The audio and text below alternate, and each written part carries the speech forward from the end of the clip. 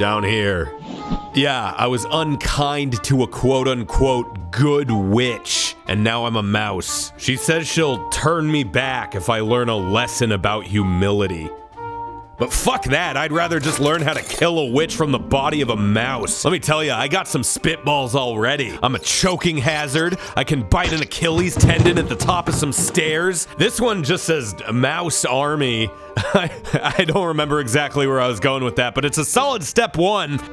Humility. Like someone who calls themselves a good witch gets to say I'm unhumal? If I pull this off, I will be less humal than ever before. Just straight up insufferable. Also, I might still be a mouse because I don't know if that'll turn me back, but fuck it, I could do a mouse arc. 6 consecutive episodes where I'm a mouse. You think I'm not willing to subject you to that? I will put you through whatever it takes to avoid growing as a person. I'm Lyle Rath, and this is Pregame Discharge, the only video game show hosted by a mouse! Baldurs Gate 3 is gonna be giganto-massive, in a good way. Like my dick. Larian Studios, of course behind the brilliant Divinity Original Sin series, has really put their whole load into this one. A single playthrough is set to take you about 75 to 100 hours, but it's said that you can put 1,000 hours into this thing and still not see everything because there's so much unique content, and also you can fuck a bear. There's, let's just say discourse around that. Not the bear thing, the other thing. There was a semi-viral Twitter post from a game developer like, hey, don't expect that to become the normal thing, and he's right. Baldur's Gate 3 has had a much longer development cycle than even most AAA games get, and it's benefited from being in early access for almost 3 years to pump its budget. So yeah, okay, Mom, I won't expect everyone else to do it, but I still think we're in for a real treat with this game. And hey, in the event that other games would like to rise to the occasion, even if they want to copy this business model, I wouldn't be upset. Ubisoft's new Star Wars game is gonna be giganto-massive in a concerning way.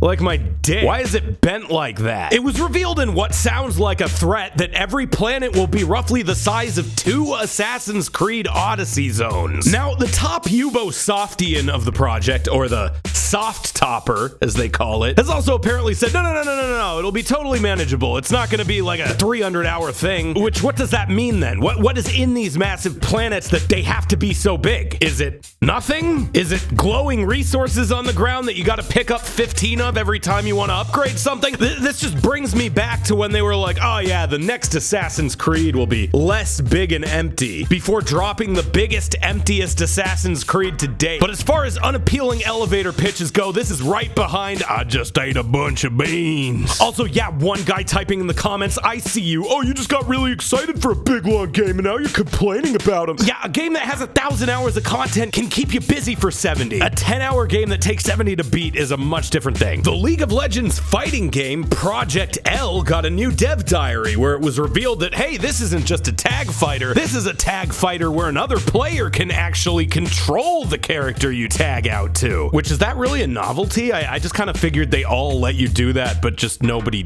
did. Can you not do that in Tekken Tag? Am I going bonker buku crazy? So this can be a 2v2 multiplayer, but you can also play it the traditional tag fighter way, apparently, or do like a 2v1. It's also entering the stages where they're letting influencers and people play it, so there are more fighting game player-y takes on it floating around if you're interested. Most of them seem to like it, but they were also given early access to it and all that, so take it for what you will. You could play it if you're going to EVO. Are you going to EVO? You could play it if you care. Microsoft is finally set to buy Activision Blizzard. Now, if you've been paying attention, but not a lot of attention, you might be saying, didn't that happen like a year ago? Well, yeah, it would have, if not for every trade commission and their mother jumping in front of it in slow motion and screaming, no. But now it seems like the path is finally clear for Microsoft to acquire Activision Blizzard, which it will in October, because the world of business is slow-moving and weird. Blizzard itself is having a real fun time right now between releasing a Diablo 4 patch that made everybody mad by nerfing everything at the same time they're unleashing their live service season pass bullshit onto the game. Gee, I wonder if those are related. And whatever the hell is going on with Overwatch 2, which is something I still go over and take the pulse on once in a while. while, because there was that one summer where it really looked like it was gonna be the next huge thing. You know, before all the joy was animate out of its guts for the sake of esports. Speaking of which, the Overwatch League might just be straight up dead. I'll talk about that more once the coroner officially calls it, but hey, Overwatch 2 is on Steam now, which if Microsoft-era Blizzard just ditches Battle.net altogether and rolls everything into the Xbox Steam ecosystem, I mean, I'll take the victory in the war on launchers. Man, fuck these things. Nicki Minaj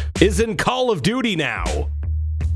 Okay, moving on. Team Fortress 2 got a pretty big update for the first time in a while. It adds a bunch of popular community maps and modes into the matchmaking proper. Of course, a bunch of cosmetics and stuff that just comes with the territory. And bug fixes, which usually aren't big news, but seeing as it's still running on an engine from 2007, any sort of upkeep is worth its weight in gold. This actually led to TF2 having its highest concurrent player count ever. And you know what? I'm happy to see it. This game really was the tits. Have you ever wanted to get stabbed in a video game and feel the pain like a Frankie Muniz nightmare? Well, the OWO haptic vest has partnered with Assassin's Creed to create just that. For around $600 probably, I don't know, it's not out yet, but that's what the normal one costs. You too can bring yourself closer to death when you don't time your parries right, as you bloody fucking deserve. Stack a wound. Nickelodeon All-Stars Brawl 2 was just announced. Now the first game sucked greasy hole, but it has its ardent defenders who say things like, oh, but it was made by a small team of 4 dudes beaten off in a shed. It actually has some good ideas. And to be fair, this one looks a little better. It's got Squidward in it.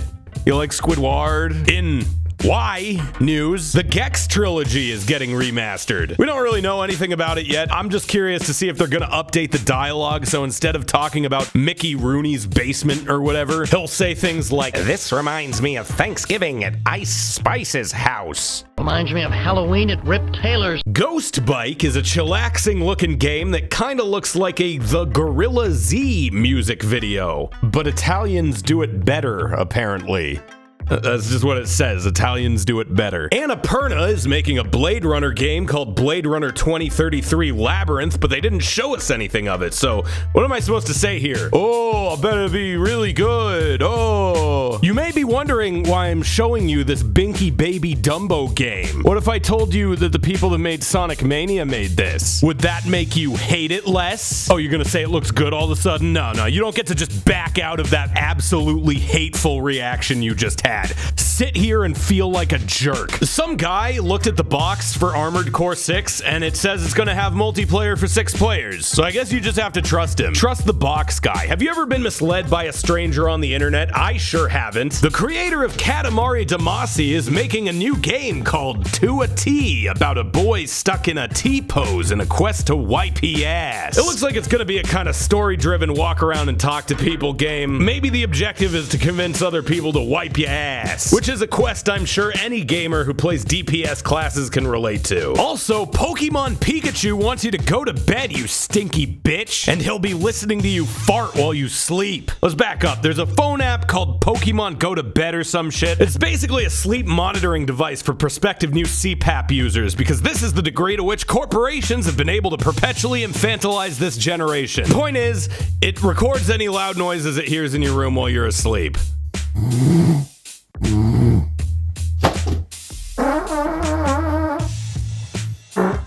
Anyway, here are the game releases for the month. I'm Lyle Rath, and this has been Pregame Discharge. Come back at the end of every month for new episodes. Will I still be a mouse on the next one? Remember that thing? Well, there's only one way to find out, idiot.